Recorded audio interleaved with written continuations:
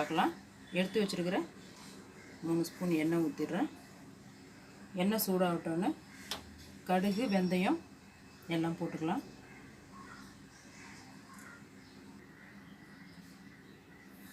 எண்ணெய் சூடாயிடுச்சு. இப்போ இதில்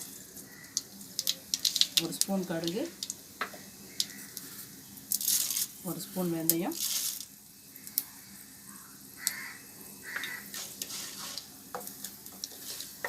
இது ரெண்டும் நல்லா பொரியட்டும்.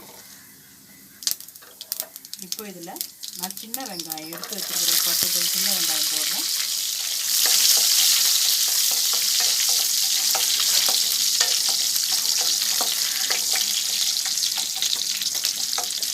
அது கூடவே கட் பண்ணி வச்சுருக்க 2 பெரிய வெங்காயம்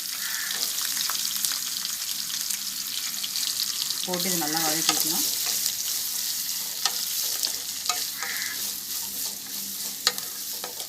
கொஞ்சம் வதங்கின உடனே இதில் 2 பச்சை மிளகா, ஒரு 10 பூண்டு பொடி எடுத்து வச்சுருக்கேன், அதையும் போட்டு நல்லா வதக்கிக்கலாம்.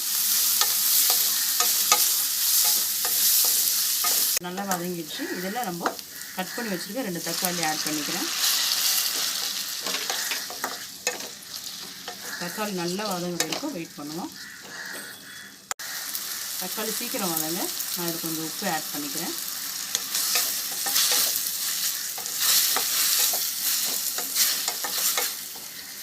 இப்போ நல்லா வதங்கிடுச்சு. இதில் நம்ம தூளுங்களெல்லாம் சேர்த்துடலாம். 1/2 ஸ்பூன் மஞ்சத்தூள், 1-1.5 ஸ்பூன் மிளகாத்தூள் போட்டிருக்கேன், 2 ஸ்பூன் தனியாத்தூள். இதெல்லாம் கொஞ்சம் பச்சை வாசனை போகிற வரைக்கும் வதக்கிக்கலாம்.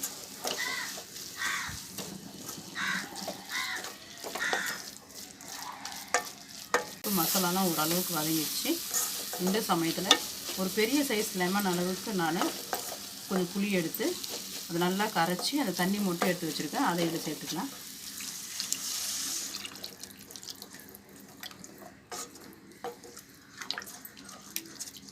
இப்போ இதிலே கொஞ்சம் நல்லா குழம்பு கொதிக்கிறதுக்காக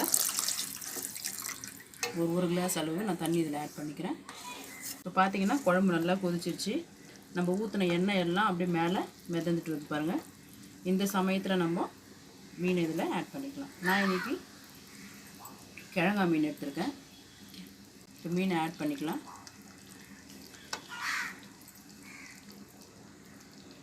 மீனெல்லாம் போட்டுட்டோம். கூடவே நான் நறுக்கி வச்சுருக்கேன் கொத்தமல்லியை கொஞ்சம் போட்டுக்கிறேன். ஒரு 5-10 நிமிஷம் கொதி வந்தால் போதும், நம்மளோட மீன் குழம்பு ரெடி ஆகிடும். இப்போ நம்மளோட மீன் குழம்பு ரெடி ஆகிடுச்சு. இதை ஒரு பவுலுக்கு ட்ரான்ஸ்ஃபர் பண்ணிக்கலாம்.